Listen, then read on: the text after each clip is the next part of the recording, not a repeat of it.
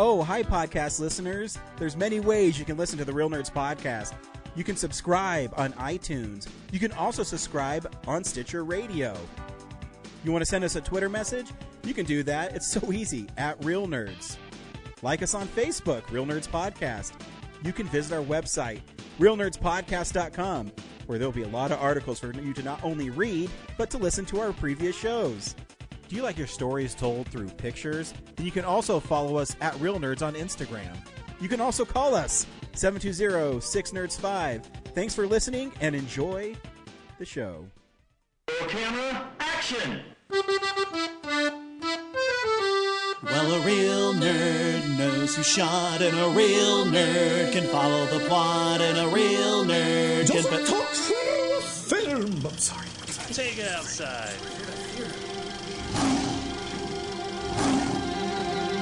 Well, a real nerd knows who shot, and a real nerd can follow the plot, and a real nerd will give it all they got. Lights, camera, action! Real nerds. This is Real Nerds Podcast. We are the best podcast about movies on the internet. It's an official poll that has not been released yet, but I read somewhere that we're the best. You don't have to read about it. You can just know in your heart that it's the best. Just look into your heart and you'll know that we're awesome. As Indiana Jones has said in a recent trailer, it's not so much what you believe, it's how hard you believe it. Exactly. Which is not a statement I'd expect from a scientist, but great. But I mean, he's seen so much stuff though that he has to believe in the mystical a little bit, you know? Well, he just said... Well, I mean, I guess he really didn't see what happened at the end of Raiders because he didn't look at it.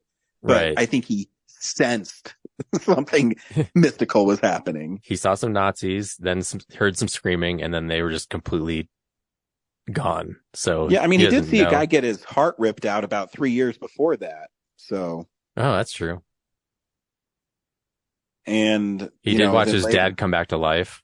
True, by drinking out of the, a wooden the Holy cup. Grail. Yeah, because he knew that, Jesus wouldn't have a really fancy cup. It would be one of a simple man. And that foolish Nazi, he drank the wrong one. I think what those movies have telling us is don't be a Nazi. And at the end of the day, that's really what we need to focus on. It's the best message you can get from that, I think. Yes. Don't be a Nazi. Or, like Ant-Man, don't be a dick. Yeah. So every week we see a new movie. This week we saw Cocaine Bear. Stay tuned. We'll say if we recommend the film or not, play the trailer, and then spoil the film.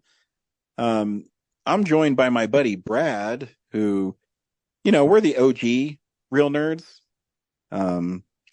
As you notice, it's a little better this week because we don't have other people dragging us down. Zach did call in his Cocaine Bear review, so you will hear that at the end of the episode.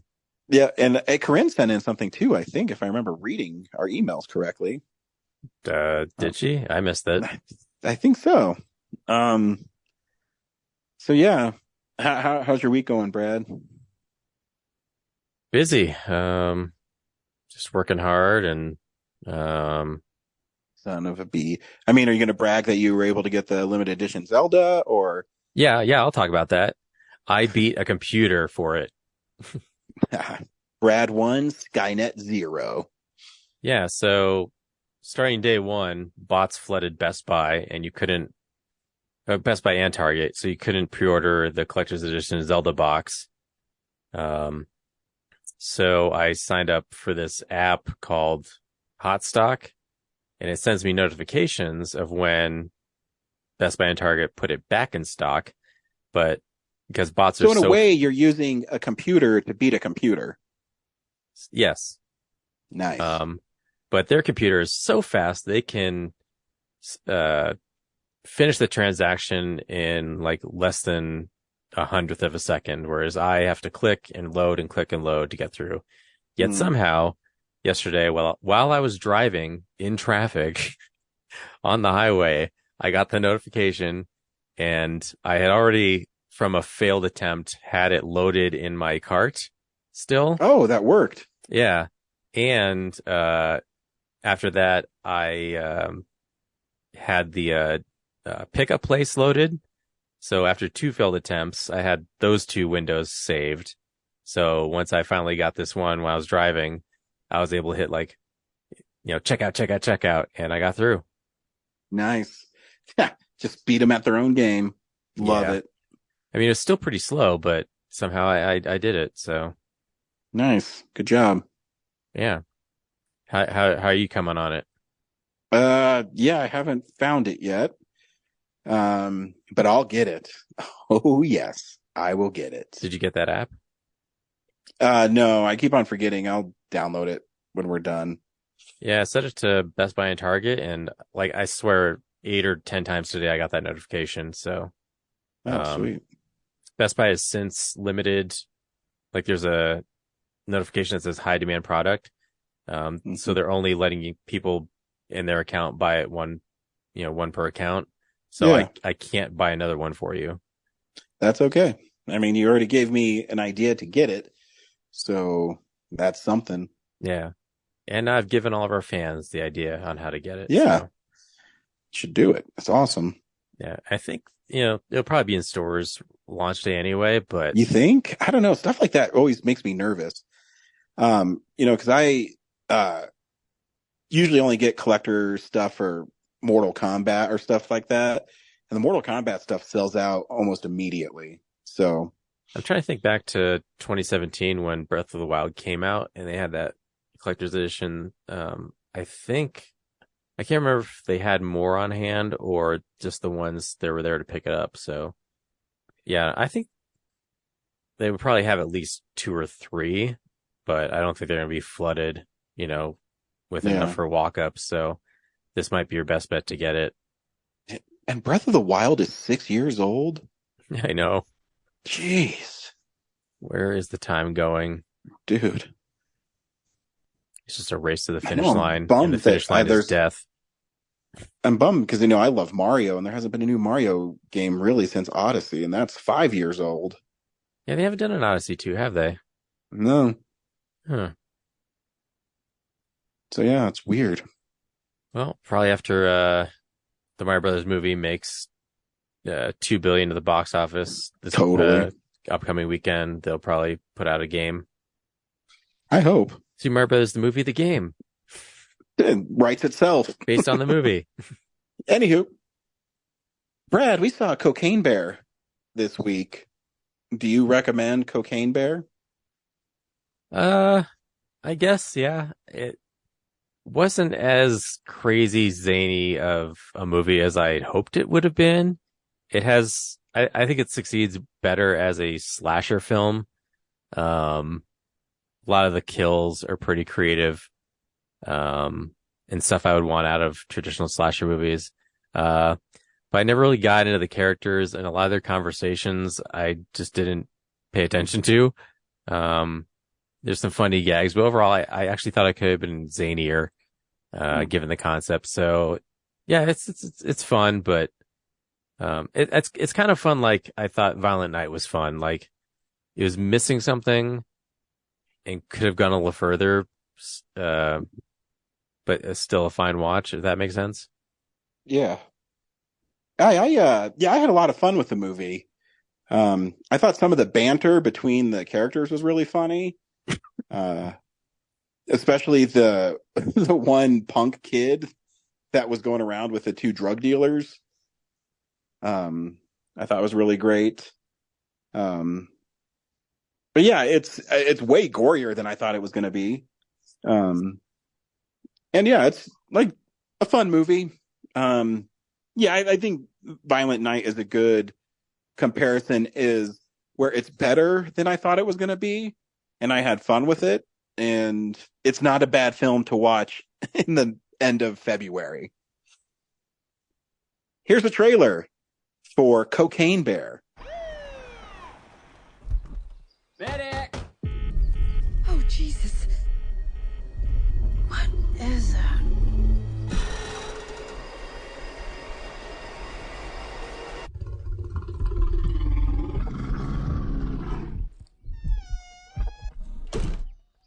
Beth, we should go. Millions of dollars worth of cocaine fell from the sky this morning in Knoxville, Tennessee. There's more of this out there. They dumped it somewhere. I'm looking for my daughter. Forest is a dangerous place. Hey, Henry, check it out. Something got into it. A deer, maybe. A lot of cocaine was lost. I need you to go and get it. No, don't eat that, don't eat that. Let's see what kind of effect that has on The bear. It fucking did cocaine.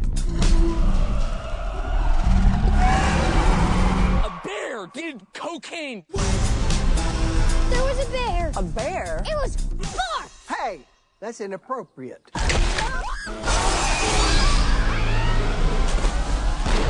You're safe. Bears can't climb trees. Of course I can.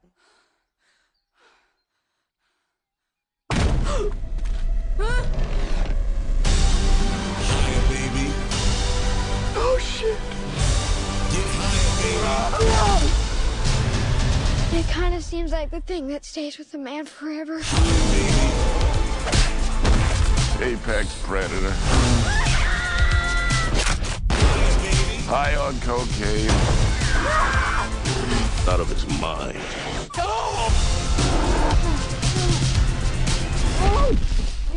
Oh man, you fucked. What the fuck is wrong with that bear? Shoot it, man! Bear, speed up! Higher, baby. And don't ever come down.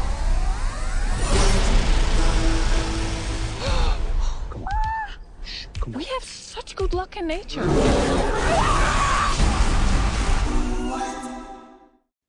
It's interesting. The guy who plays the paramedic who does the IKEA thing where he goes, he'll basically, he's talking about how stupid customers are. And, he says, hey, I know this, sale ended last week, but can I still use this coupon? And then he goes, "Did you just hear yourself? No, you can't use this coupon." So he's in it, but he released this really funny thing just like that online where he said, you don't have to see, 30 other movies to know what's going on. Do you know what cocaine is? Do you know what a bear is? That's all you fucking need to see this movie. And he's right. It's literally about this drug cartel that is dumping cocaine in a national park to pick up later. And the bear gets into it. And instead of dying, it kind of makes it crazy.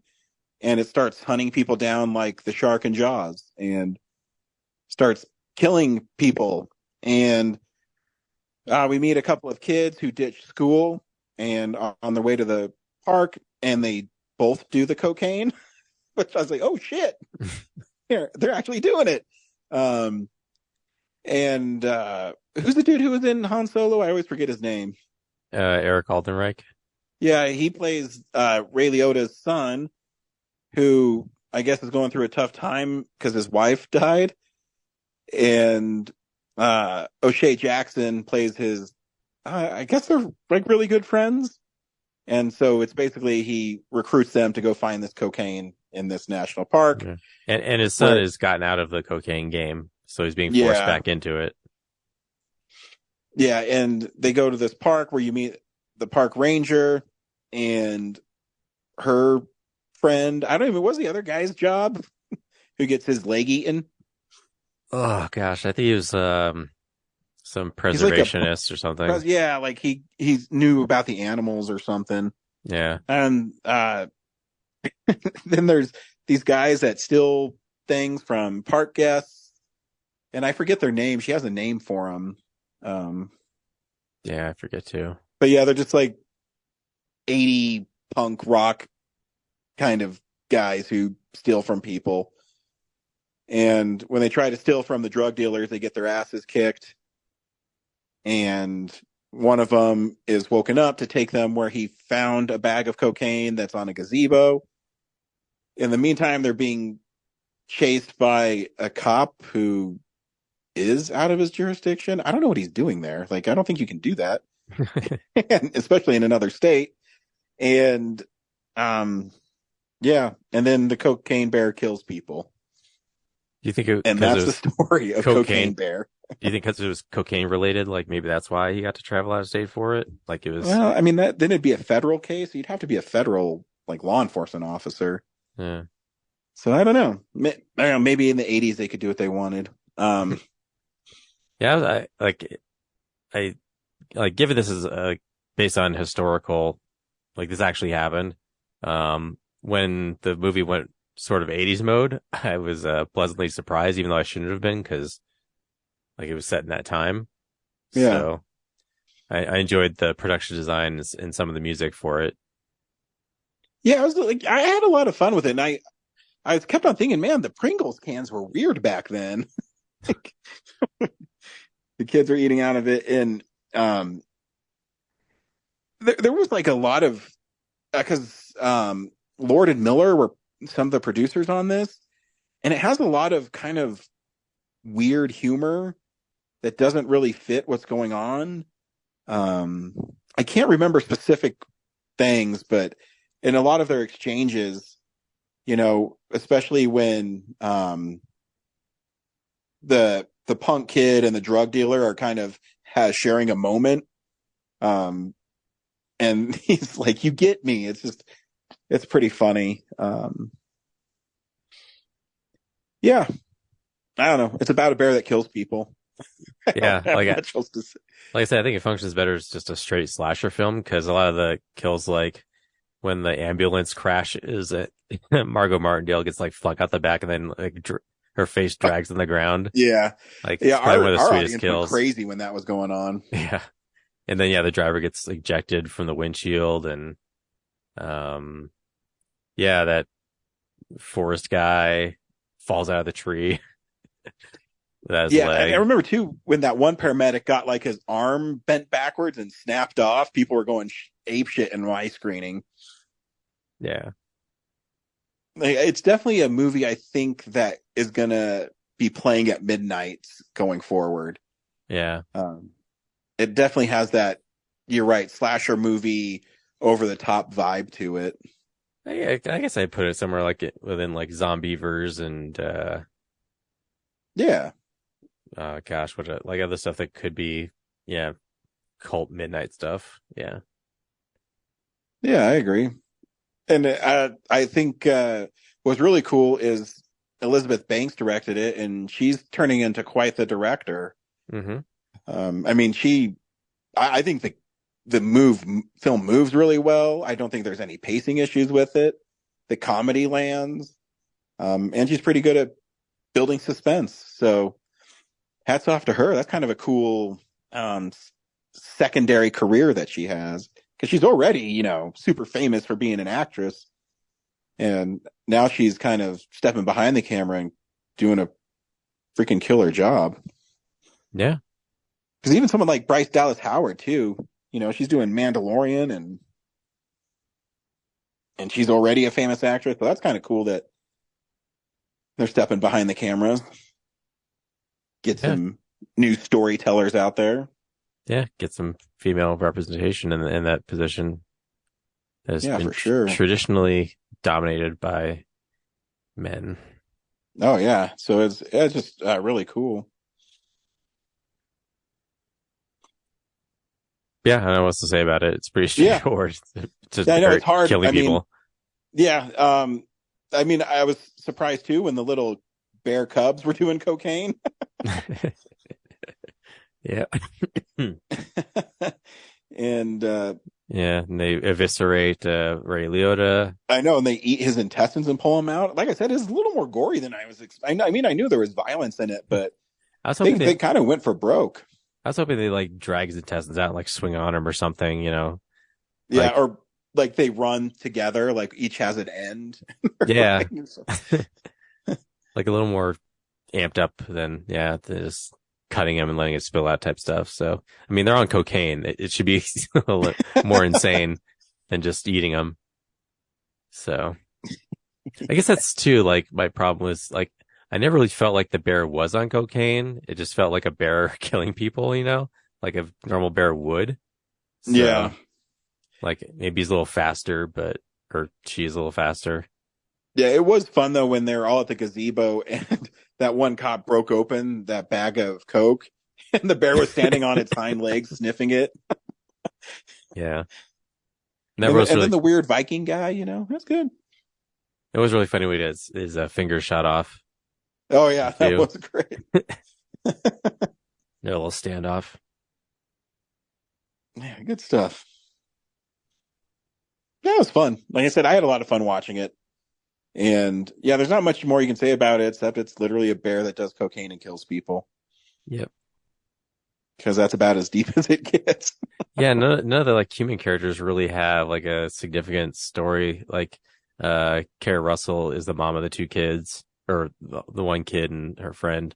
Yeah, and they literally she just goes and finds them. There's no. Yeah, she doesn't have like some backstory of like, where's the dad at and what or doesn't have a strained relationship with her daughter at all. Yeah. I did think it was funny though where Ray Liotta shows up and I can't remember the character's name, but he says, "Where's Gabe at?" He's like, "He's at home watching TV." Just left him watching TV while he went. It's funny. Yep. Good stuff. Cool. Well, here's the big news story of the week. It's real news. Well, I guess I'm going to do a sad one, Brad. Elvis Cinemas in Colorado have closed down. Yeah, that's a big bummer. Because it was weird because you posted about it and then it happened the next day. Well, I made that post because the employees at the Arvada one said like, "Hey, if you give us good reviews, we might be able to convince the property owner to let us keep going." And yeah, I guess it didn't make a difference because they were probably well into canceling that or shutting that, I guess, venue down. Already in motion. So I used to go to the Arvada one all the time. Are the screens still really small, or did they totally upgrade everything? I never got a chance, like since COVID, I did not get a chance to. It's weird too, because I swear like a month ago, I probably said it on this show that, hey, Elvis Cinemas is finally open. Yeah. And yeah, they like immediately closed. But back in 2019, I think I went and it was still as retro as ever. Like if you want to get the 80s film experience, that was the place to go. I brought it up because I do have one great memory from that movie theater, and to show you how long it's been there and how it's kind of is the end of an era. But I haven't been there in probably 15 years, so I'm part of the problem. Way to go, jackass. So my dad used to live in Arvada, and so did my Aunt Terry's. And in the summer when my dad was at work, we'd go hang out with my cousin Chad, and a lot of times we would go to Elvis. Well, it used to be called, it wasn't Elvis, but it was like we called it the Dollar Theater. I don't even remember the name of it, but it was where it was like second run films, so it wasn't always new releases, which I was shocked that did new releases because, as far as I knew, it was always movies that were in theaters for 6 or 7 months. And then they came out there. Anyways, I guess they couldn't do that anymore because like the turnaround time between a theatrical release and a streaming release is so short. Yeah, that makes sense. Yeah. So then they're probably paying more for the licensing, and then they just couldn't make the money. Yeah, it just made more sense to do new release, and then again they don't want to charge $15 like they should be, so they probably just couldn't justify, given the style of their venue, like charging $15. So yeah, it's probably just a huge hassle. Yeah. So do they still have the blue and pink neons in it? The Arvada one, yeah. Like I have footage of it. It felt very much like walking through a spaceship corridor. Nice. Yeah, I just remember that, and they used to have an arcade where so when I haven't been there in so long, but I'll finish my story. So my Aunt Terry took us there, and we really wanted to see Terminator 2. And of course it was rated R. And so my aunt would drop us off early so we could play Street Fighter 2 and, Turtles arcade game and all that stuff in the arcade that they had while you wait for your film. So we thought we waited long enough, and we went to go see the movie, and the guy stopped us and said, "Hey, you have to be 17 or with a parent to see this movie." And my older brother said, "Oh, our aunt's already in there." And he said, "We haven't let anybody into the movie yet." And so we're like, "Oh, she's not here yet?" So then we stepped away and played games for another 10 minutes. And then we went back and it was somebody new, and they let us in. And my older brother sat on all our coats, so it looked like he was a lot taller than he was. And so that's how I saw Terminator 2. Nice. There's also the movie theater I saw my first Friday the 13th, which was Jason Goes to Hell. And so, yeah, I have a lot of memories at that movie theater. Yeah, I think the last time I was there was I went to the Littleton one because I tried to watch Ford v Ferrari at Denver West, and they got all butthurt that I was bringing my camera in, even though it wasn't like I was sitting there like recording anything. I was just like, I don't want to leave my car. So I was like, okay, screw you guys. I'm going to go somewhere else. And I went to the Littleton Elvis one and watched it there instead. So definitely, and this is the first time I was like, man, another part of my childhood, because I know you and I used to go to the Green Mountain theaters, and those haven't been around for 20 years, but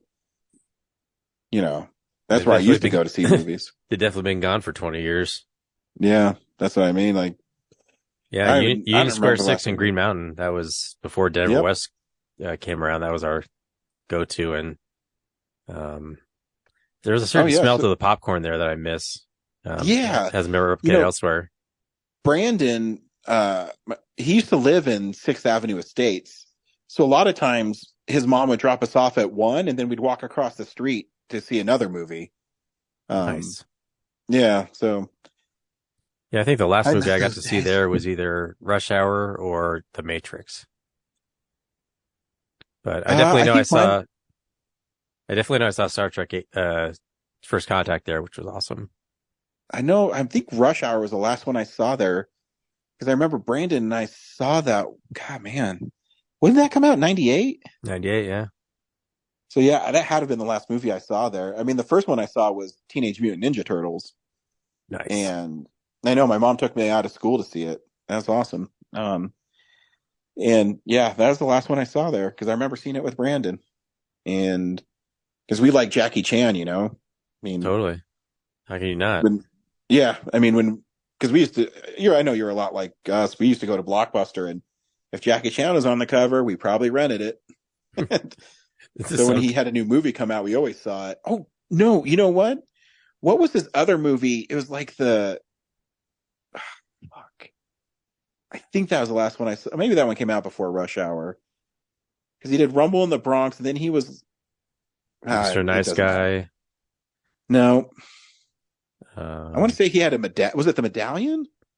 I think we saw the Medallion at the Old Town, because we'd get off like Game Crazy or whatever, and maybe you're right. Or the Tuxedo. Yeah, I definitely saw the Tuxedo there. I was gonna say sometimes, Jackie Chan movies can go wrong. Around the World in 80 Days. I don't know. I thought the Tuxedo's fun. It's fun. Yeah, not great. It's fun. So yeah, another end of an era, I guess. Next will be, Denver West is already closed, so next will be the Mills. I know Regal's getting rid of the 2 Regals near me, so. Yep, that is true too. Go see movies, people, is what we're saying. I know it's tough because other people really like to ruin the experience for other people, but what's the point of doing all the cool stuff like graphics and sound in movies if you're just going to watch on your phone? Agreed. So you're putting theater concessions kids out of work. You're putting sound designers out of work. You're putting IMAX camera operators out of work if you don't go see it in the friggin' theater. Yeah, think about that. Yeah. Jerks. Do you want to single-handedly wreck the American economy? We watch things in a segment I call What We've Been Watching. So, yeah, this is the stuff we've been watching. Brad, what'd you watch this week? What did I watch this week? Episode 3 of the Picard came out today. And, damn it. It's kind of following the trajectory of, season 2 where it starts out really promising and then just like, do they know they've basically just added James T. Kirk's story to Picard now? Spoilers. You know, the cool thing about Picard was he wasn't Kirk, and now he has Kirk's story. Oh shit. They're playing fast and loose with Star Trek 2 over here in this season, and too many similarities. But it was cool seeing Worf come back. Oh, nice. He's on a side quest with one of the newer characters, and hopefully they all dovetail into something important. And the Honey Bunny from Pulp Fiction is flying a ship called the Shrike that's threatening Picard and everybody. So that's interesting. Nice. I watched the first and second of Mission Impossibles. I don't know if that's worth talking about.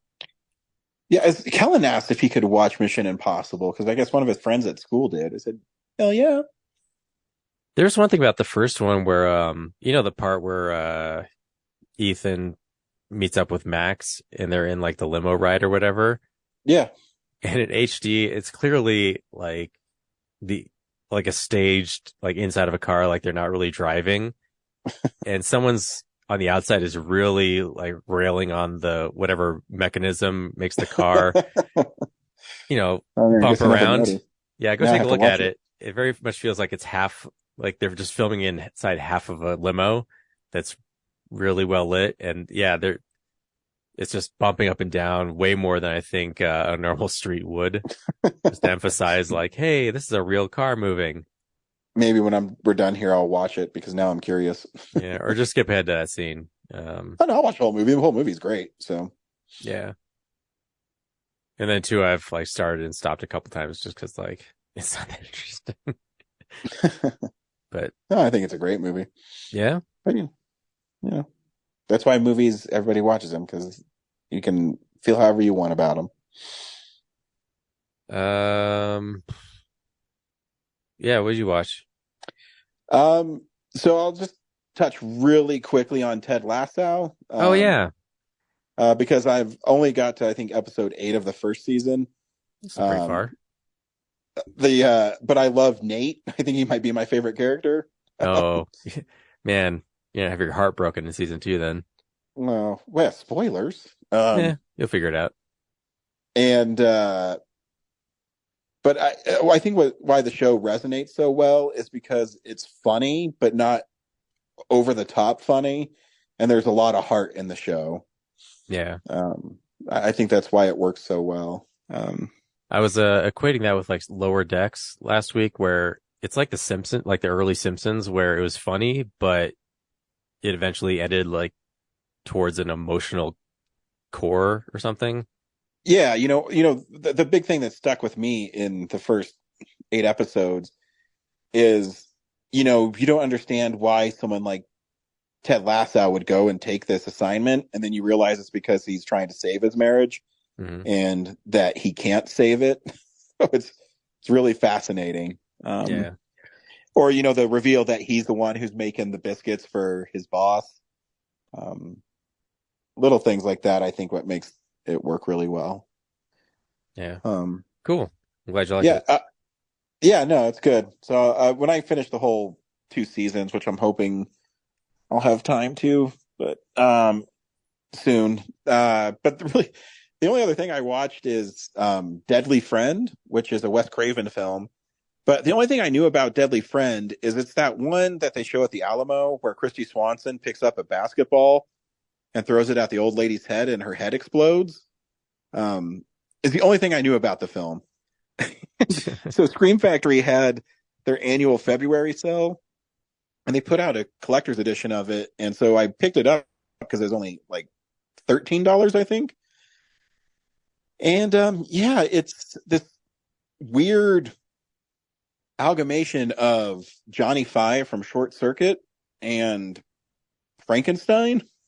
Um, this kid invents this really smart AI system robot who only talks in gibberish. So he always says, "Baby, this is a busy bee," and he ends up getting killed by that old lady from Goonies and Throw Mama from the Train.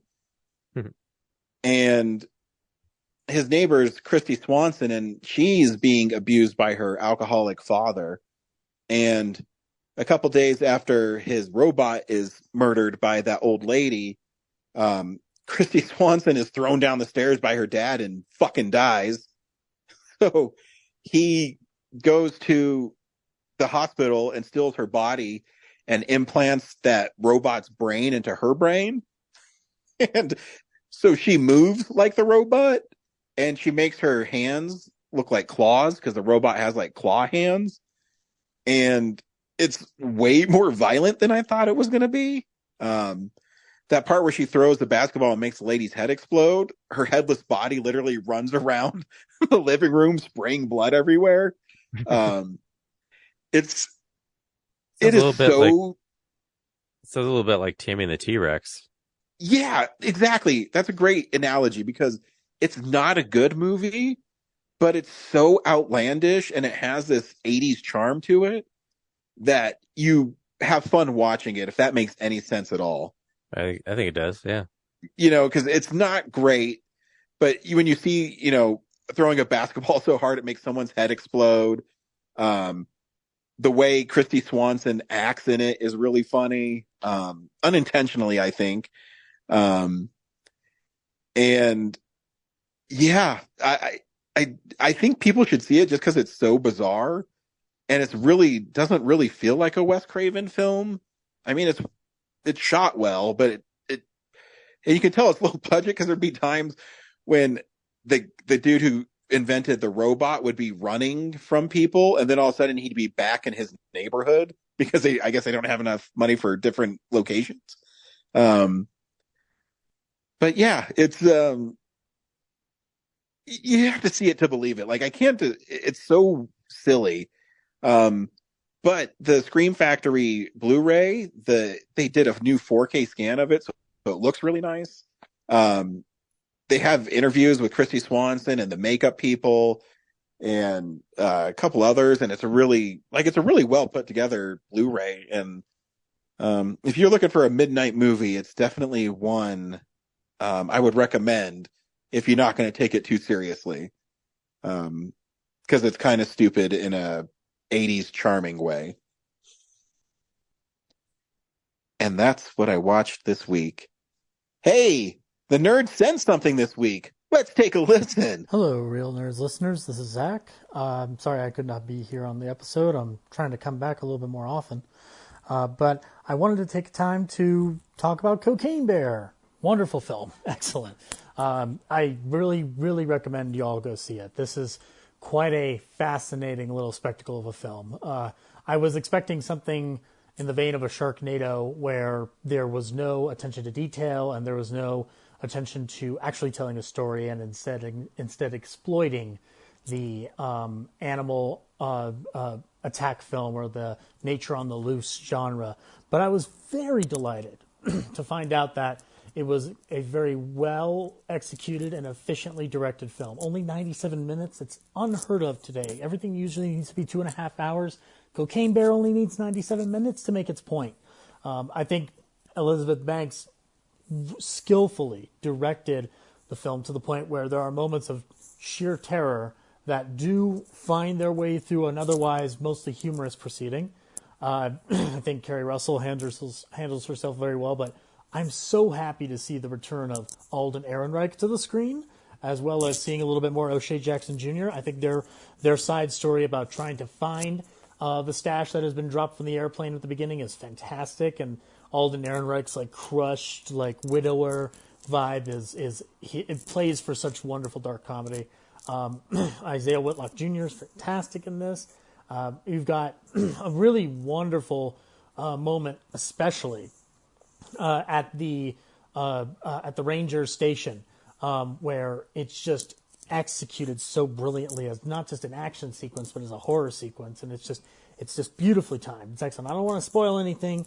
I'm sure that Ryan and Brad will get to that here on the spoilers, but rest assured, you guys are in for an absolutely wonderful treat. It's rare that a film like this executes its promise successfully without becoming a big joke, and I appreciated the gonzo atmosphere. It did feel like an 80s movie, both in tone and style and in delivery. So by all means, go check out Cocaine Bear, and stay tuned for Ryan and Brad's review if it comes before. If it comes after, Brad and Ryan, I'll see you next time. Thank you, Real Nerds listeners, and I'll see you all soon. Hey nerds, Corinne here for another installment of Showtime. Typically I talk about something cool I've been watching lately, but this time I'm just going to talk about a few little bits of different things I've watched over the last couple of months that I haven't gotten to talk about because I have only been on 2 episodes in the last 2 months and haven't really sent in any Showtimes lately. Sorry about that, but I just want to mention offhand, I went to my first ever opera last night. Wasn't planning on it. My friend who's big into opera, she's a trained opera singer, so she knows all about it. She texted me last minute, hey, I have an extra ticket. Do you want to go? And I'm like, sure, I'm always down for culturing myself and learning about stuff. And I could not tell you the name of the opera it was a German opera. Don't know what the actual title is, but it translates to The Dead City, which sounds way cooler than it actually was. It's relatively modern opera as far as I understand. It was written in, I don't know, early 1900s maybe. Yeah, really weird for a guy to just be singing a whole bunch of stuff, really operatic, and then he just puts on a fedora and just walks out of there. It's that's a little bizarre.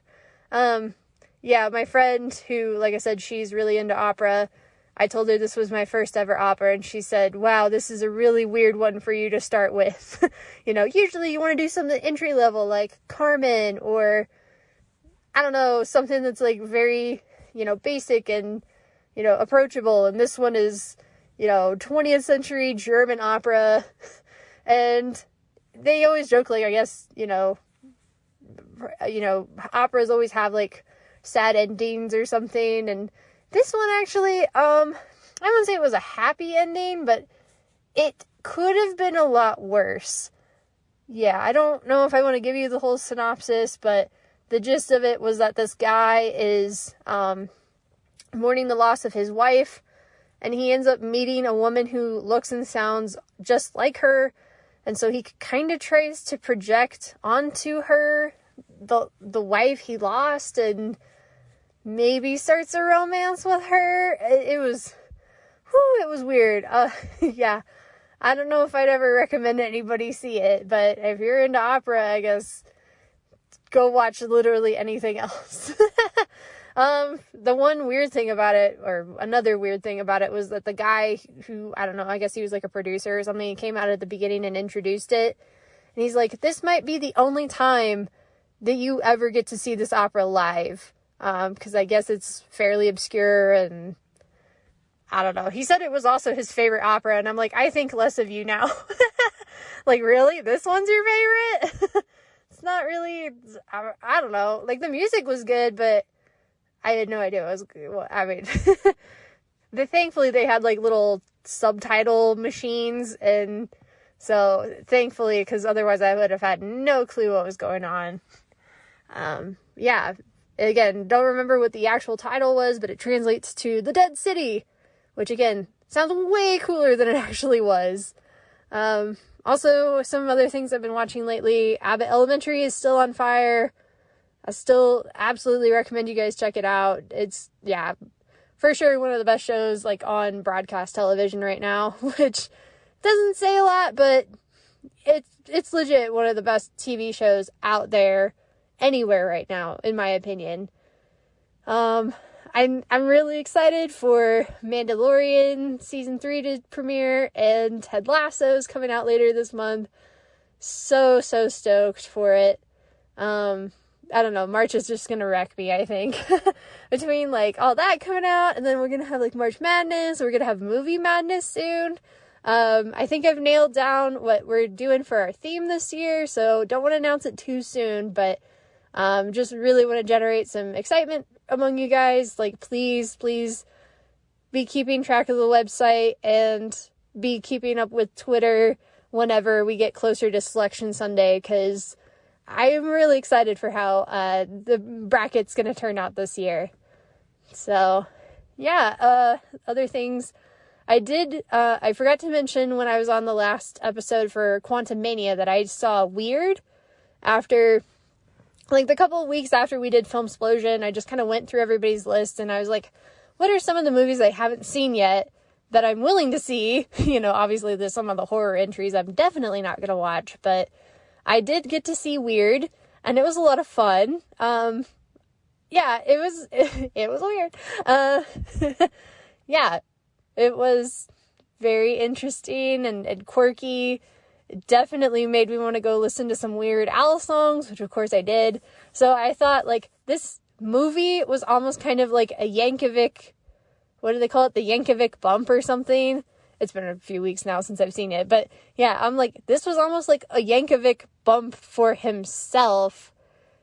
Because, like, again, just watching the movie made me just want to go listen to all of his songs. So yeah. I did mention I saw Puss in Boots: The Last Wish. Really good. I actually really want to see it again. I'm tempted to go see it tonight, but I think I might defer to later in the week. And I like I said, I saw Banshees of Inisherin. It was all right. I mean, again, really well made. I just don't know if I'd ever want to watch it again. So yeah, I'm really, really stoked for March. By the time, like, no doubt you guys will hear from me next time about all sorts of Mandalorian stuff, and then in a couple weeks I'll be talking about Mandalorian and Ted Lasso. So, yeah, I will try not to spoil too much, but, I mean, come on. You guys, hopefully you're watching all these. You don't have to listen to me. Anyway, but yeah, just wanted to check in with you guys and share some of the things I've been watching lately. Not too much. I guess I did rewatch Clueless and You've Got Mail with my roommate the other night. They were both fun. Oh god, hitting me with the 90s nostalgia there. At one point when we were watching Clueless, I saw this, like, old school bag of Doritos and I, like, freaked out. I was like, oh my gosh, the old Doritos! So, yeah, we're getting there. We're getting to be old. So, anyway, I'll check in with you guys next time about something. Probably Mandalorian, but who knows. But until then, hope y'all take care, and I'll talk to you soon. Bye! Well, of course, Zach is wrong in his opinion, and I don't even know what Corinne's talking about. Because I didn't listen. So, next week, Brad, we're seeing Creed 3. Yes, we are. To cap off a trilogy. Stay tuned soon because we're going to announce when we're going to do Filmsplosion 83. Don't know when that's going to be able to fit in, but there's a lot of movies coming out next month. Yeah, it's straight into May. It's a nonstop bangers. So we'll have to figure something out. But as always, thanks for listening and see you at the movies. Bye. Well, a real nerd knows who shot. A real nerd can follow the plot. And a real nerd will give it all they got. Lights, camera, action. Real nerds. Thanks for listening to Real Nerds Podcast, a Nebulous Visions production. Stream or download episodes, read articles at realnerdspodcast.com. Stream us on Apple or Google Podcast, Stitcher, Spotify, or iHeartRadio. Follow us on Facebook, Real Nerds Podcast. Twitter and Instagram, @Real Nerds. Watch us on YouTube, Real Nerds Podcast. Email us at realnerds@gmail.com. Call us at 720-6nerds5. Thank you to Sparks Mandrill, Mike at Plan 9 Studios, and Bolognium for all of our groovy theme songs. And that's how you fucking do it!